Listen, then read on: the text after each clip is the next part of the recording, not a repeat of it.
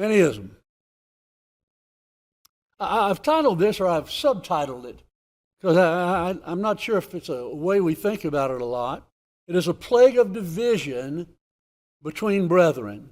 Virtually every town that I go into that has the Lord's church in it has also the Lord's church in it that are, as that term is constantly used, that are anti. There's a very strong presence of those who are in that camp in Florida, a very strong presence of those who are in that camp in Kentucky, and a very strong presence of those who are in that camp in Texas. It's been such a division that we almost have no connection, and that's a sad thing. The definition of anti is to be against or in opposition to. By that token, all Christians should be anti in regard to at least some things. That should be the case. But it's just come to be really a pejorative term that we use in regard to a certain group of people that are against a number of things, and we're going to be talking about what some of those things are towards the end of the lesson. But in this lesson, we're going to be talking a lot more about I have to point it back there for this to change instead of at this. I want to emphasize, because this is going to be the kind of the thrust of the lesson. I want to emphasize that antiism is a division between brothers and sisters in the family of God. Just think about the physical family for just a moment. When you've got divisions in the physical family, it hurts. There's tension whenever they get together. Sometimes they don't get together because they don't want to have that kind of tension. It's not a good thing in a physical family. Think what it's not a good thing about in the family of God. And antiism is a division in the family of God. God hates division. He makes that clear in Proverbs 6. He hates division. And I think as we go through this lesson, you're going to realize he hates it so much that maybe we need to rethink the way we go about determining the way that we deal with some of these subjects in that. Whoops, let me back up, excuse me. First of all, God hates divisions between brethren. In Proverbs 6:19, in that list of 7 things that he hates, one of the things that he hates is him that sows discord among brethren. And that, of course, that discord eventually leads to a division. In Proverbs 16, he talks about that person. He says, a whisperer, I don't know, a gossip? Is that where he's going? A whisperer separates chief friends. In other words, the best of friends. You get the right whisper going, you get the right rumor going, and you can end up separating people in the way that they think. This issue of togetherness is so important. And when Paul writes the Philippian brethren, he writes about people, we usually pronounce it Euodias and Syntyche, not the correct pronunciation. You Greek students will know that later on. That's not. But in any case, Paul writes, and he says they need to get together. They need to have a full relationship with one another. God hates division even among individual Christians. He hates division in the church. Think what he says in Romans 16:17. Mark them which cause divisions and offenses contrary to the doctrine which you have learned, and avoid them. That's a shameful thing to have to do that. There are some that need to be divided from, and he says mark them because they are causing divisions and offenses. You let people like that continue to go, and they just cause more divisions and offenses as time goes on. And Titus 3:10, he says, a man that is a heretic, after the first and the second admonition, reject. Well, the word heresy is defined as one who causes divisions over doctrine. That's generally the the place of it, although the spirit of heresy might be there more than that.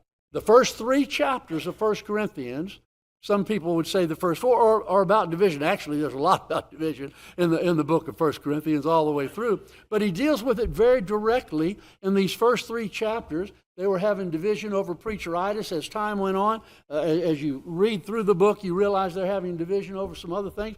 And he said, I beseech you, brethren, by the mercies of God. I mean, he's trying to invoke our emotions and our attitude about this, that you all be of the same mind, that there be no divisions among you, but that you speak the same thing and are of the same judgment. That's what he wants us to be in regard to that. God hates division. It's a big deal when a congregation has division in it, when 2 brethren have division. I've been in congregations, heard of congregations, you've probably been in some, and heard of some where people attend in the same building, but because it's big enough for them to sit on opposite sides and not talk to each other, they just don't.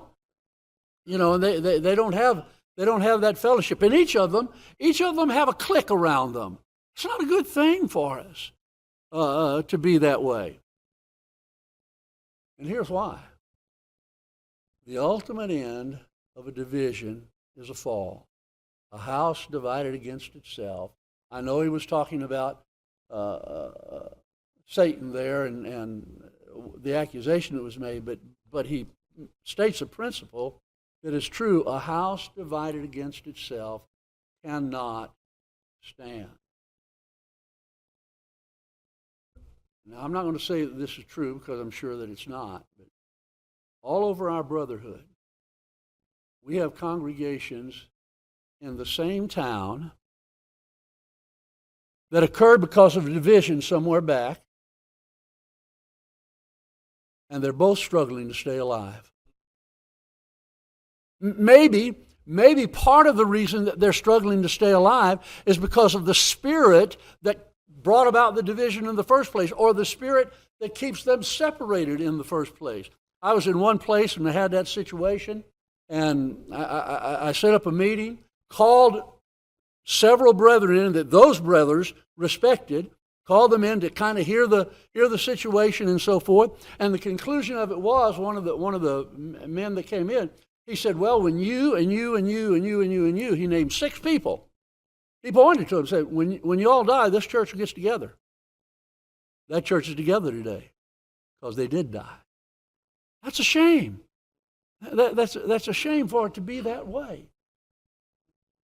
But that is what happens, the division. And you know and I know, it's one thing for a congregation to divide in order to plant another congregation, and a congregation to divide because there's infighting going on.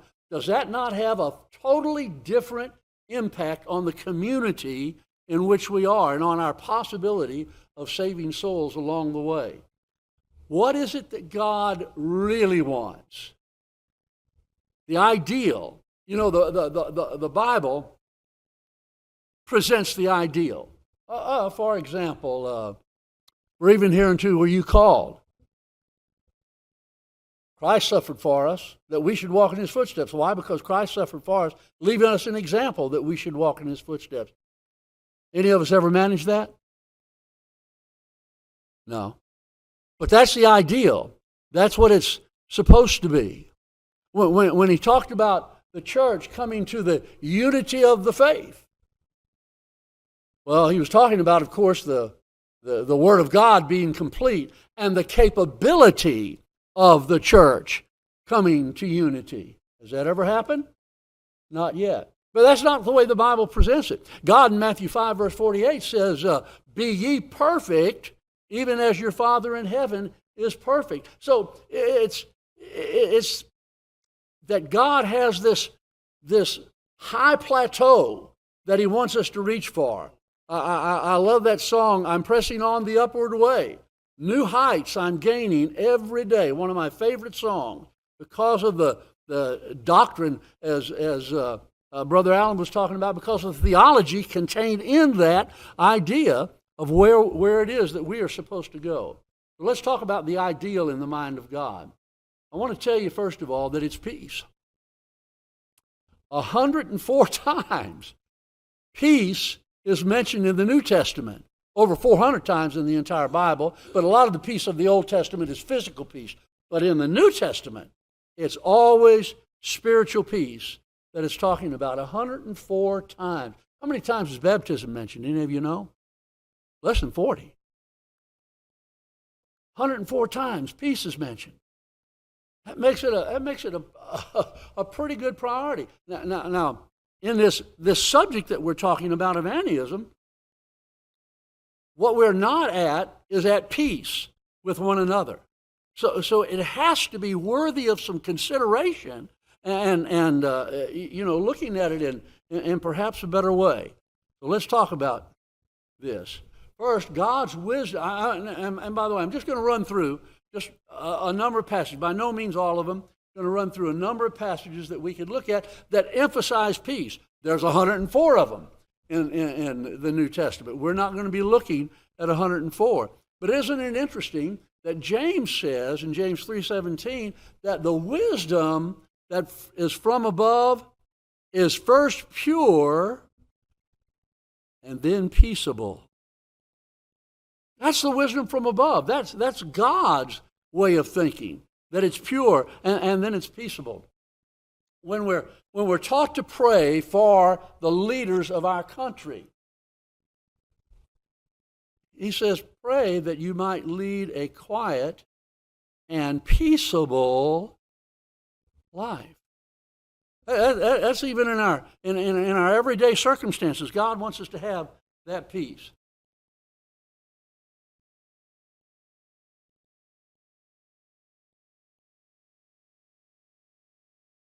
There it comes.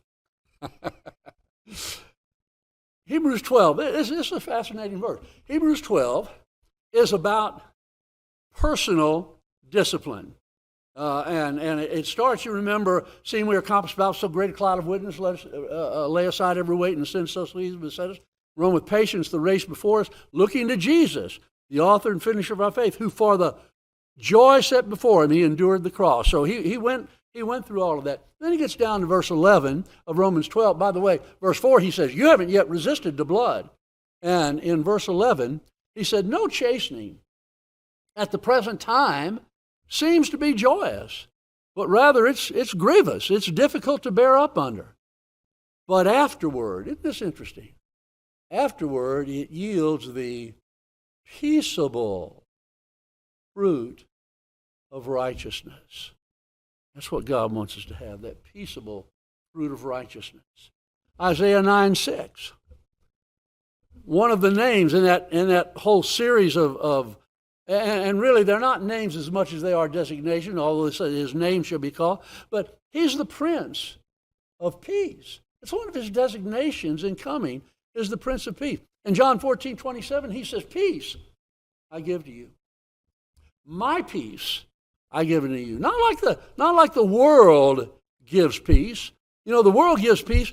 It's contingent upon what's going on. It's contingent upon whether somebody's in an argument with you or not. But the peace that God expects us to have in a world that is not peaceable is a certainty of mind in being like Christ that, yes, lots of things are not going right, but we can pillow our head every night and know that it's okay because we're right in the eyes and in the mind of God. I thought this was interesting. You know, we quote Luke 19:10 all the time. Son of Man came to seek and to save the lost. Luke 1:79 says he came to guide our feet in the way of peace. One of his purposes for coming is to guide our feet in the way of peace. And that's because, of course, salvation is the way of peace. It is that when we walk in the footsteps of Jesus, we are in the way of peace. And that peace is an inner peace. But there's this unity that's expected. We didn't talk about it there in the book of Hebrews, but in Hebrews chapter 10, where, he says in verse 24, let us consider one another, provoke unto love and to good works. Well, he goes on to say, not forsaking the assembly of ourselves together. And then he says, for if we sin willfully, talking about the forsaking of the assembly, if we sin willfully, after receiving knowledge of the truth, there remains no longer a sacrifice for sin. Then he talks about it on down through that. Chapter 10 is where we learn about why he wrote the book of Hebrews, because that's where we find out what the Hebrew Christians are doing. I mean, we know it's good lessons all the way through. Christianity is better because of this, because of this, because of this, because of this, because of this. But the reason he wrote is because some of those Hebrew Christians were leaving the faith.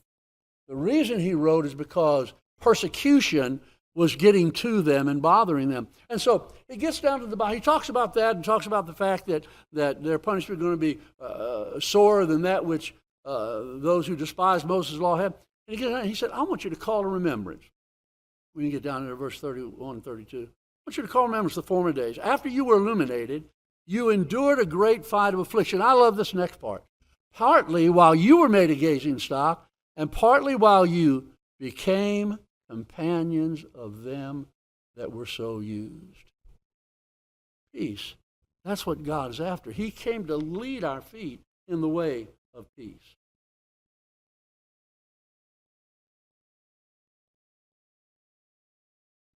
Before,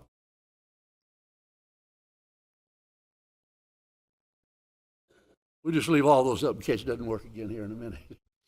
Jesus came in a work of reconciliation. He broke down the middle wall of partition that was against us. Why was it against us? Because it separated them.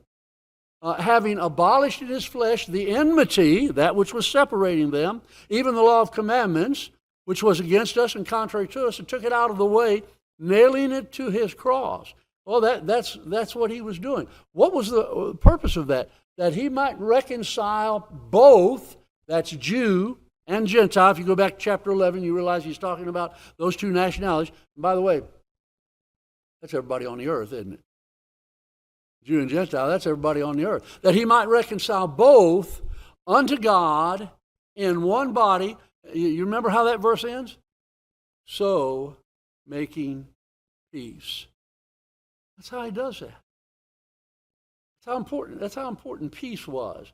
And this passage in Isaiah 11, I know we're looking at verse 9. You need to back up to verse 6, and you need to see all of that. But here in verse 9, he's talking about the church. And he said, they shall not hurt nor destroy in all of my holy mountain. Now, this is the passage, in case you're not familiar with it, where he talked about the lamb and the lion and the leopard and the kid and the snake and all being together. And what are they doing? They're not hurting each other. They're not devouring each other. They're not conflicting with one another. They shall not hurt nor destroy in all my holy mountain, because the earth shall be full of the knowledge of the Lord. Now, this is what God wants. It's a really serious thing to have a division. I know that sometimes divisions are necessary, but it is a serious thing to have that. Here's one of the reasons why, and we talked about this already, but I want you to think about this. 1 Corinthians, first 3 chapters, I said that already, are really about the division. Paul says in these verses, he's talking about the work, and he says, I plant. In certain examples, that's what he does. He's the planter. He says, Apollos waters. So I'm one preacher, and I do some of the work, and another preacher comes along, and he does some more of the work. But he says that God gives the increase so that there might be unity and peace. You know what we do? When we have division, we hinder the ability of God to work. You think, well, no, we can't hinder God. Oh, yes, we can. It's true. It's true that God can always find contingent ways to get things done. But I don't want to be the one that hinders that. And division hinders that ability of God to go ahead and do his work. down there, back there in Judah, Jerusalem, Judah, this reference in Jeremiah 6, the people there and the prophets there were saying, peace, peace. And God says there is no peace. They were not acting the way that they should. They were not thinking the way that they should. And there was no peace.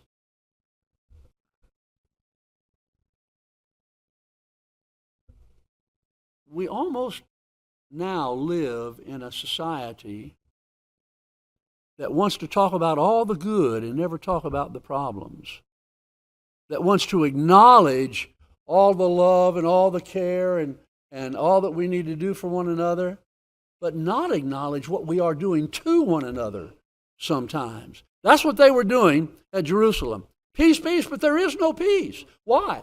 There was no peace because they weren't living the way God wanted them to live. They weren't doing what God wanted them to do. Now, I want to back up, and I want to make a point, not back up, but just kind of put a wrap around all of this. What we're talking about here, and what we're getting to, I'm about to get to in a more earnest way, we're talking about the attitudes that people have. We're not yet talking about the doctrine. We're not talking about why we divide and so forth. We'll look at some of that a little bit later on. But right now, we're just talking about the attitude that we need to have. The attitude of a Christian is, I want to have peace.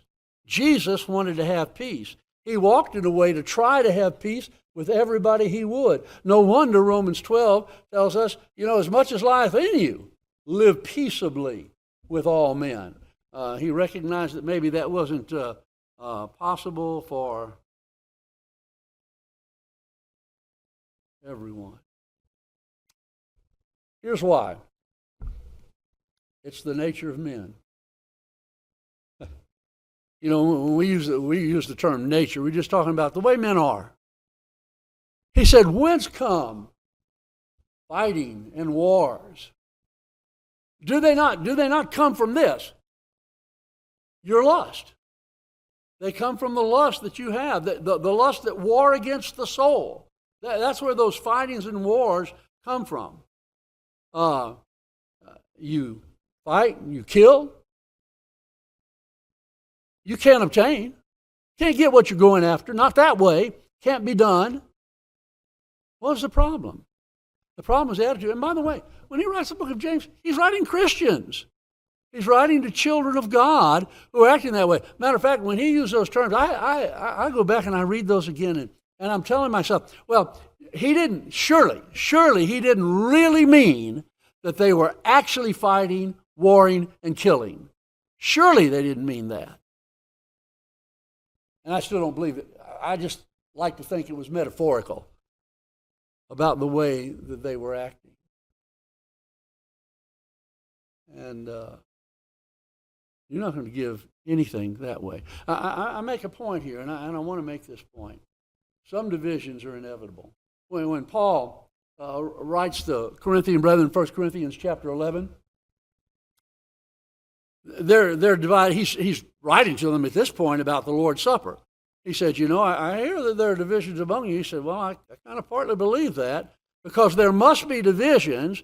Why is that? That the person who's righteous, that the person who's justified, that the person who has the right attitude, that the person who's trying to walk in peace, so that they might be known. And I want to talk about that for just a minute. Doesn't that tell you, if you've got somebody here who's trying to walk in the right way, it has to be obvious by the way that they're acting that they're doing that. They're not causing that division that's there. I think about the church at Sardis in Revelation chapter 3. He says, you've got some there that have not soiled their garments. And these shall walk with me in white. And I've done a lot of thinking about what that takes. What does it take for a family or a group of people to be in a congregation that's about to lose their candlestick? I mean, the Lord just doesn't have much good to say about it, except you've got some there that have not soiled their garment. What are those some doing? Well, first thing those some have to be doing, have to be saying, we need to follow the Bible. We need to do what's that. Well, who's causing the problem there? Is it the some, or is it the ones that are not following the Bible? It's the ones that are not following the Bible. That's what Paul is saying here. He said it's inevitable. There's going to have to be some division because the righteous need to be known. The righteous need to be made known. And they will be made known by their actions, by the way that they approach the problems that are there. Now, I want to talk about this for a minute. Not every differing opinion needs to bring about spiritual division. You're familiar with these. There's nothing new here about what's being talked about. In Acts chapter 15, second missionary journey is about to start. Paul and Barnabas, you would think, would be going on that missionary journey. I don't know what it was that caused Mark to leave them on the first missionary journey. Whatever it was, Paul was not willing to take that chance again, showing probably the value of having the people that they're taking, everybody taking on. But anyway, Barnabas and Paul, they got an argument over this. So much so that they parted ways. I want you to really pay attention to what I said. They parted ways. They didn't part fellowship. They didn't part friendship. They just parted ways. Can two people in the church have differing opinions? Absolutely. And we're going to talk in a minute about having different opinions that are in their mind based on some biblical things. But two people can have different opinions. But isn't it interesting that later on, Paul didn't, no, John Mark can't go with me. But then in 2 Timothy 4, rather, when Paul is about to be put to death, he says, bring John Mark with you. Tells Timothy, bring John Mark, because he is profitable to me. That difference of opinion didn't change the difference in their brotherhood. They were brethren. And while they went a different way on that particular occasion, they went a different way doing the work of the Lord and supporting one another in that process. Romans 14. This is a pretty important section of Scripture. Matter of fact, it's kind of kin to 1 Corinthians 8 and 1 Corinthians 10. I assume you've read both of those. But here's where that division occurs over a different viewpoint of what they have the liberty to do. In this particular case, these first couple of verses, he's talking about the eating of meats. And so he talks about the group that thinks it's all right to eat meats and that they're not to despise, they're not to look down on those who think you shouldn't. But then he turns it around. He says, now you who think you shouldn't, you're not to judge those who do. That creates a problem. See, because this group that's judging, they're seeing it as a matter of doctrine. This other group, who are they've got an opinion. They look down on the lack of knowledge that this group has, and their misunderstanding about it. But they think it's fine. If you don't want to eat meats, that's okay. I want to eat meats. I think you're silly because meat's pretty good. I like them.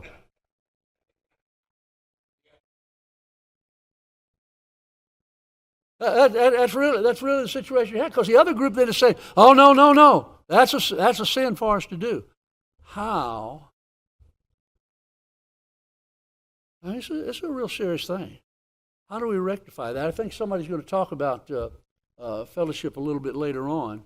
But this idea of dividing over what one sees as a sin and the other sees as a freedom. Where do we go with that? And I'll tell you before we get there that I don't have all the answers to where we go with that in every situation. But we're going to talk about some of the possibilities that are there. I do know some things we need to have in order to deal with this. One of the things is that we need to have the mind of Christ. Verse 2 of Philippians 2 says that we need to be of one mind, one judgment. Verse 3, let nothing be done through strife or vainglory. In other words, it's not about me consuming upon my lust. It's not about me wanting to have one-upmanship over you. Let nothing be done through strife or vainglory. I like those terms in the King James. I know it's not exactly the way the New King James says it. But in lowliness of mind, let each esteem the other better than themselves. I doubt,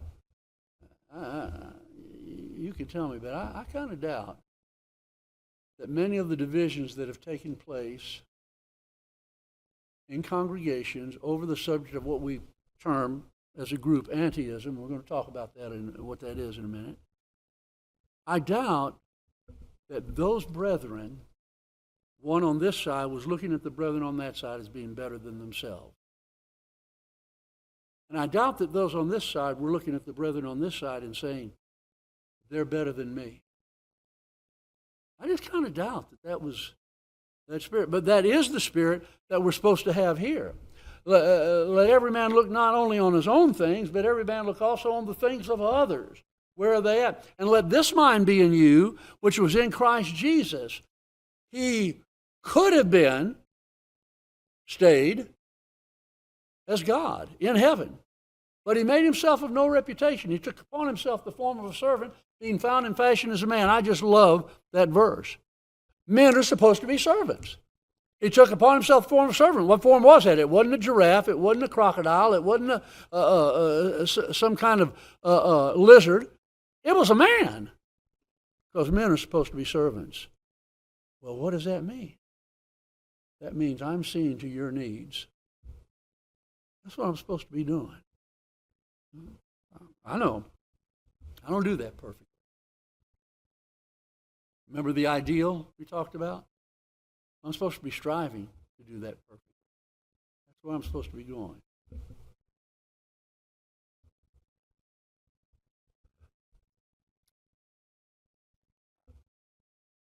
The statement, and the statement's made to Peter in Matthew 16:23, where Jesus tells Peter, "Get thee behind me, Satan."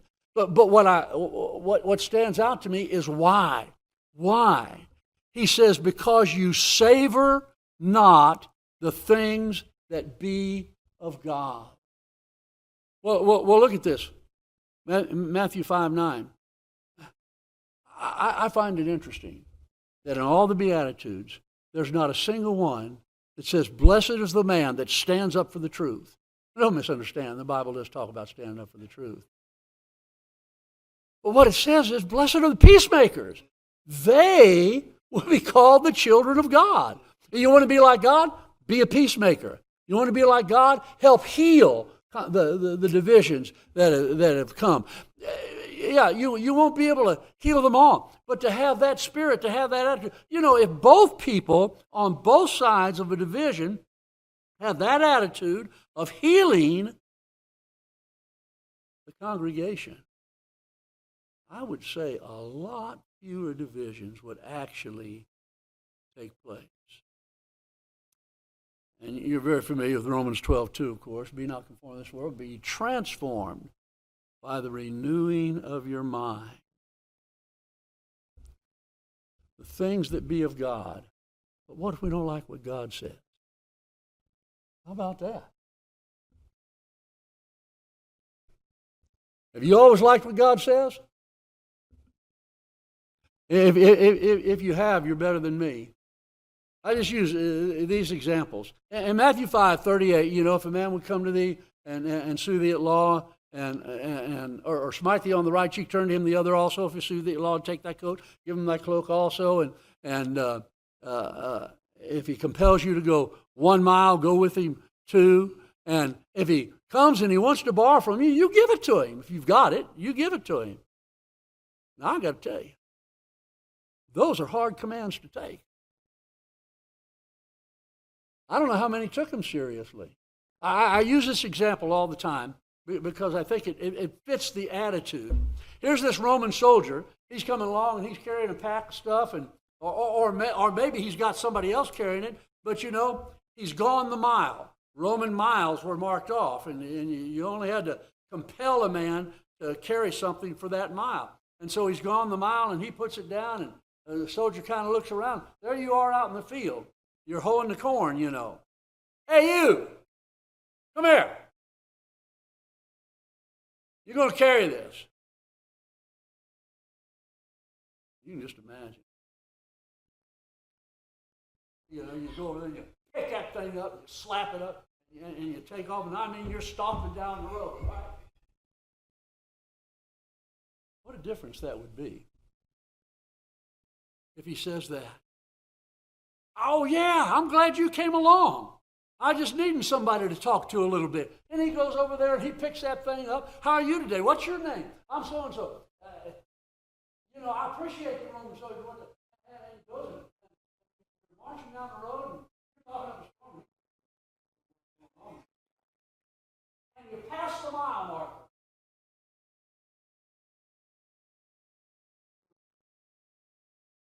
Finally gets to the side. All my stuff. So you set it down and you go back. That's the spirit.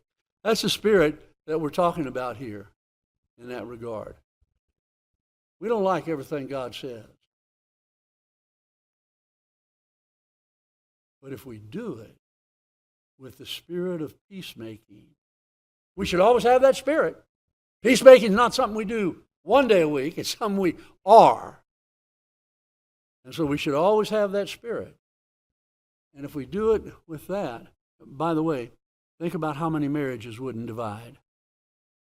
Think about how many parents and kids would get along better.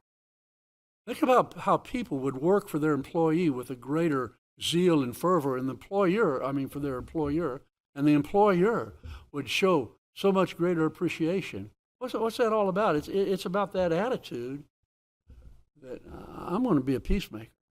I'm going to try to make things better in the circumstances that I'm in. This passage in Romans 12, you're familiar with that. As much life in you as possible, live peaceably with all men. He said, if thy enemy hunger, listen, I don't even want to talk to my enemy. And if he hungers, I'm like, well, he's finally getting his comeuppance.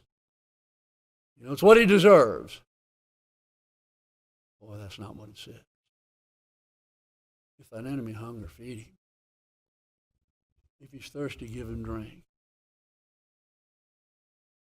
You're going to heap coals of fire upon his head. And by the way, that's talking about shame in that way. I believe that's talking about shame. There is some discussion that what that means is you're making them better. Actually, you should be doing both. That action would do both. So, that brings us to this point about division. If we're going to avoid division, we're going to patch up division, we got to change. Who wins? That's not going to matter. It's about Christ winning every time. Do I get my way? In the business world, they call this synergism. Y'all familiar with synergy? The idea, here's an idea, they kind of conflict, but you get together and you work on it till you come up with a better idea. Well, God's already come up with the better idea. God's already come up with the better plan. And that's what he's wanting us to do in this. Change. How do we do that? Because we're trying to walk in the footsteps of Jesus. We learn about Jesus. We learn about his attitudes. We learn about the way he thinks, the way he wants us to think by renewing our mind from the Scripture on a continuous basis. People hear me say that all the time, this concept, what would Jesus do? Because I believe it works. I believe it works. All right. I want to talk a little bit about some of the issues. One of the issues in, quote, Annieism, non-cooperative, non-institutional. In other words, that no church may help another church to do a work that's too big for them to do evangelistically. Now, you can do it benevolently. That's a different, they look at that in a different way. Or when I say they, I'm being very general about that. Not everybody looks at it the same way. So, can this congregation send to Warner's some money out of their treasury in order to support a missionary that Warner's supports overseas? This idea would say, no, they can't do that. They could send money directly to that man over there, but they can't send money to someone to send it for them. I put two passages up here. In Philippians 4, verses 15 and 16, the Apostle Paul told the Philippian church that no church communicated with me concerning giving and receiving, save ye only. That was in the beginning of the gospel when he left Macedonia and went over to Achaia. All right? So that's when he goes to Corinth. But now in Corinth, now I want to get that again. No church communicated with me, but you only. So we only got one church that's helping Paul financially. But then we get over to 2 Corinthians 11:8, and Paul says, same time period, same place, same circumstances, I robbed other churches, taking wages of them that you would not be charged, talking to the Corinthian brethren. So, no church, just one, but churches. And the truth of that lies in the fact that when he said, no church communicated with me concerning giving and receiving are accounting terms that means to take in and credit and pay out as a debit. So, one church was the accounting church. One church took the money in and took the responsibility of getting that money to the Apostle Paul. That's why he could say, I robbed other churches. But he could also say, just one church. One of the other concepts in what we call Annieism is non-saint benevolence. That is that you can't help people who are not Christians out of the church treasury. Now, you can do that individually, but not out of the church treasury. But the Apostle Paul, after collecting the money that he was collecting, when he wrote the Galatian brethren, he wrote Corinth, and that collection that he was talking about there, he said, this is interesting now, very interesting, he says, I was taking alms to my nation. I'm not taking alms to the churches down there, although he does talk about that in 2 Corinthians 8 and 9, but during that same period, I'm taking alms to my nation. That would include people who are children of God and people who are not children of God. In Galatians 6:10, 1 Thessalonians 3, he talks about, like Galatians 6:10, do good unto all men, especially those of the household of faith. Obviously, there's a separation between those outside the household of faith and those inside the house of faith, and that we're to do good to all. And by the way, in these, I'm just giving you the briefest thing, because I didn't want to spend a lot of time here, mainly because we're already past time. And there's much more discussion that can take place on these that points out this possibility of us. How about individual responsibility? That is the responsibility that I have to help, but that the church cannot do that. And so in 2 Corinthians 9, concerning that collection, in 2 Corinthians 9, Paul points out that the brethren in Judea are giving thanks to God for the money that the brethren up here at Corinth and other places had sent down there. Thanks to God for them, for their liberal distribution to them and to all men. So we've got Christians and non-Christians that the church, at least there at Corinth, that he was writing, actually churches of Galatia too, that he was writing about. So what you and I can do individually can also be done by the congregation. And then you have those that are non-class. And I point out Acts chapter 2. Acts chapter 2 is the same situation that we have every Sunday, well, maybe not in every place, but that we have in many places every Sunday morning. We come together and we have class. Class is dismissed, and we come together for worship. I want you to think about Acts chapter 2. What happened? 12 men spoke in different tongues. Now, you know God. 1 Corinthians 14 and verse 40, he's not the author of confusion, but he's the author of peace. So 12 men didn't stand up like 12 men right here, and all of them began speaking at the same time a different language. That's not what happened. Yeah, the people in the audience said, we're hearing the gospel. Every man, we're hearing them speak, every man in our own language. So what happened? Well,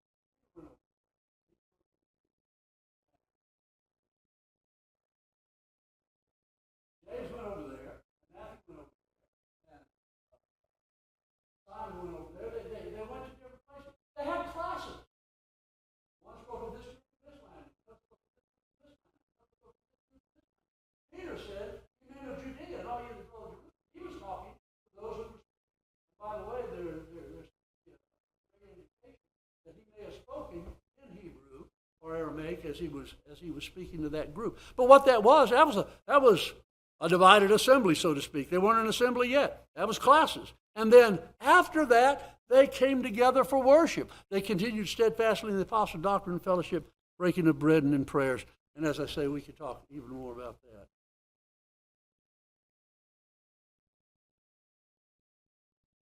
There are those who are, they believe that the cup that we use on the Lord's table needs to be one, and that everybody in the audience needs to partake of it that way. But if they would just look at Luke 22, verse 17, Jesus took the fruit of the vine and he gave it to them before they had the Passover. He said, "Here, take this and divide it among you." Then they had the Passover meal. Then he took the bread, and then they took the cup. What cup? The cup they then divided before they ever got to that point. And so, just some simple ways to kind of look at this. I want to go back and say one more thing. That's Ian, by the way. Say one more thing about this idea of people who believe that you're committing sin. How do you decide?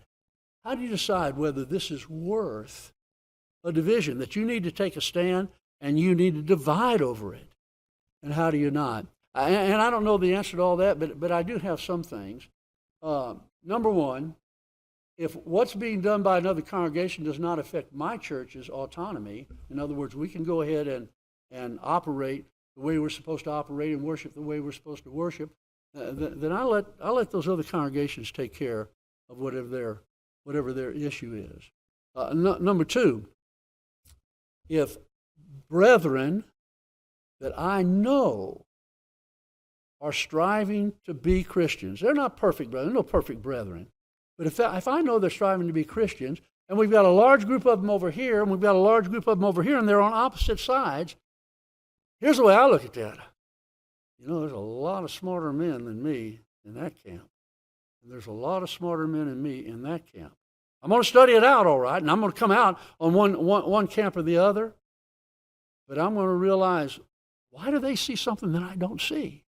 What is there that I don't understand? And I just got to tell you, I'm going to give the benefit of the doubt. I want there to be peace in that matter. And when a brother draws a line and says, "Well, we can't have fellowship," I'm going to say, of course, I'm going to be in that camp thinking, "Oh, that's okay to do," right? So I'm going to say, first of all, you're still my brother. You're welcome to be with us anytime. Now, he may not want to, but there's going to be welcome. I got to tell you, I'm sure that I don't make the right decision all of the time, and those who have known me have often said that I'm too strict and too stringent and so forth about matters of fellowship. I have come to believe that there is a great deal of difference in me not participating with you in things that you're doing wrong and me saying, "I know you're going to hell because of what you're doing wrong." I may think that. I may even be pretty certain about that. But I'm going to choose to be like Paul and Barnabas. We're going to separate our work without necessarily being out of fellowship. Now, as I say that, people are going to say, oh, he's so liberal. I don't have the time to go as deep into it as I want. I just want to say this matter of dividing brethren is a serious matter. We need to decide whether Jesus would be doing what we're doing when we do it. And sometimes we'll decide that. I decide that sometimes. Yeah, that's what he would be doing. I don't know about others. Thank you very much for your time.